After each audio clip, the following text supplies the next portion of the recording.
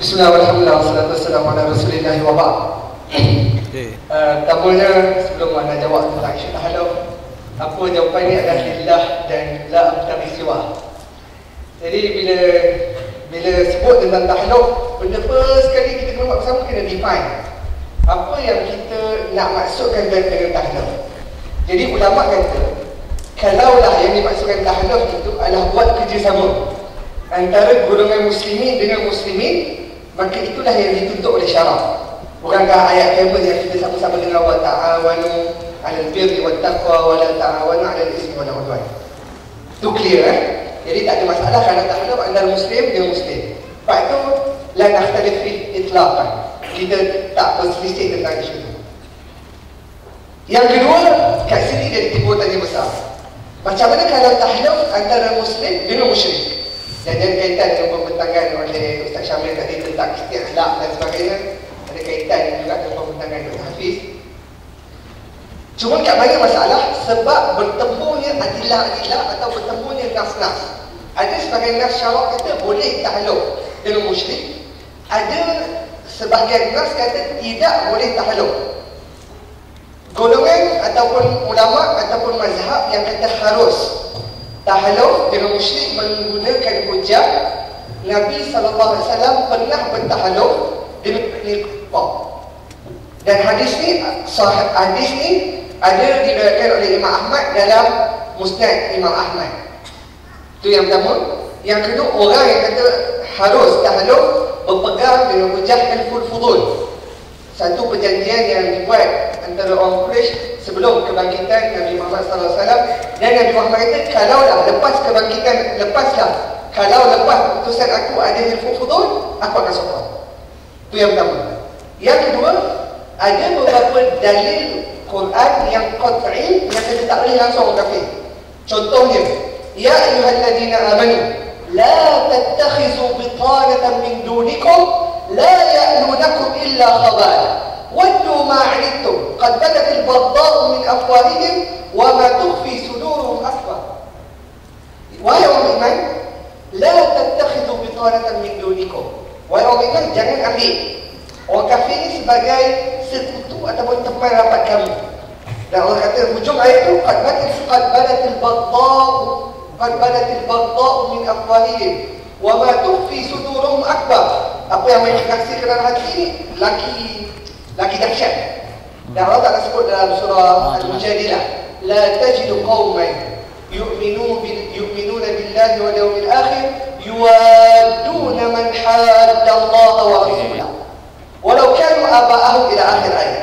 Allah Ta'ala kata, la tajidu, kamu tak akan dapati orang yang beriman dengan Allah dan hari akhirat yuwadun. Apa maksud yuwadun? Rasa lembut, rasa selesa, rasa tenang, rasa suka dengan siapa yang mengasihi Allah dan Rasul. Dan ada hadis lain, Nabi SAW kata, falyarja falan asta'in bil musyrik. Bila berlaku dalam satu Quran, sahabat kita, ya Rasulullah, kita punya orang musyrik lah nak bantu kita ni. Rasul kata, irja, balik, suruh orang musyrik tu balik. Falan, bahasa Arab, lan ni tak akan lah. Falan asta'in bil musyrik. Dan ada dalam satu hadis lain, la asta'in bil musyrik ala musyrik. Aku tidak akan meminta tolong musyrik untuk melawan musyrik. Jadi ada dua adilah atau dua nas yang agak nampak macam bertentangan. Jadi Ibnu Hajar bila tahlil hadis tentang Nabi SAW menggunakan orang kafir dalam Nabi SAW menggunakan hikmat Bani Qunaqah dalam riwayat hadis. Siapa yang belajar hadis, dia ada sanad hadis tu. Dalam sanad hadis tu ada satu lelaki nama dia Al-Hasan bin Mughirah. Al-Hasan bin Mughirah ni disebut oleh Ibnu Hajar sebagai dhaif. Jadi dhaif maksudnya hadis ni tidak boleh digunakan pakai sebagai hujah. Itu yang pertama. Yang kedua, Hilful Fudul. Hilful Fudul ni hujah yang paling famous digunakan. Muhammad Ahmad Rashid dalam usul kitab bila dia buat tahlil tentang hadis tu berdasarkan apa yang disebut oleh Al-Zahabi dan yang disebut oleh Ibnu Al-Athir dalam Qawaid Usuliyah. Dia kata Hilful Fudul adalah dalam isu makarimul akhlak, dalam isu akhlak. Maksudnya orang musyrik bersetuju untuk mencegah kezaliman yang nyata. Maksudnya orang ni tindas rampas harta. Jadi boleh tak kita bertahluk untuk elakkan kezaliman yang datang? Maka isu dia sekadar akhlak untuk cegah kezaliman. Jadi tidak harus menggunakan hujah al-fudul sebagai umum hujah. Jadi kedua-dua hujah yang mengatakan boleh tahluk telah ditolak dengan 3 nas yang qat'i yang tidak ada syak padanya, 2 ayat Quran dan 2 hadis. 4 kan? Jadi ada seorang ulama dia nama dia Sarkasi menyimpulkan tentang tahluk ni. Dia kata harus fi nihayah, ujungnya harus untuk mengadakan tahluk dengan musyrik dengan 2 syarat. Yang pertama, kafir itu adalah kafir yang boleh dipercayai, kafir yang siqah. Maksud kafir yang siqah ni apa? Maaf keluar tajuk sikit, tapi untuk bantu antum faham. Antum kalau perasan FJP apa, Freedom and Justice Party, Hizb Ut-Tahrir Adalah, di balang presiden dia ada seorang Kristian. Nama dia Rafiq Habib. Anda nak cerita orang kafir yang siqah. Rafiq Habib pernah sebut satu pernyataan dalam jadi Datul Ahram baru-baru ni. Dia kata, bagi aku tidak yasroh untuk Mesir melainkan undang-undang Islam, dan masyarakat Mesir tidak akan bahagia melainkan dengan tetadbir syariah Islamiah. Dan aku menyarankan semua pihak untuk bekerjasama ke arah mentadbirkan syariah Islamiah di Mesir. Siapa dia tu? Seorang Kristian.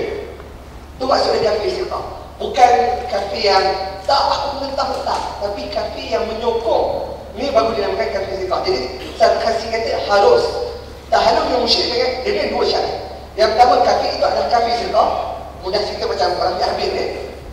Dan yang kedua, Islam dalam keadaan ghalib, iaitu Islam menguasai. Maksudnya apa-apa pun tahluk yang menang Islam. Yang menang Islam, maksudnya Islam bukan minoriti. Bila kumpul semua, Islam adalah majoriti. Senang bahasa, ketua pembangkang tu berdasarkan kerusian dia adalah daripada Muslim. Jadi 2 syarat. Dan ada seorang ulama yang mendekat dia pendapat. Yang ketiga, tidak harus tahluk dengan musyrik untuk menentang Muslim. Jadi maksudnya, kalau dia nak tahluk musyrik untuk lawan musyrik kan? Tapi kalau tahluk musyrik untuk menentang Muslim, hadza la yajuz. Ini adalah aqwal ulama fuqaha. Allah Ta'ala a'la wa alam. Ana jawab apa yang ulama kata. Hadza ma indahum.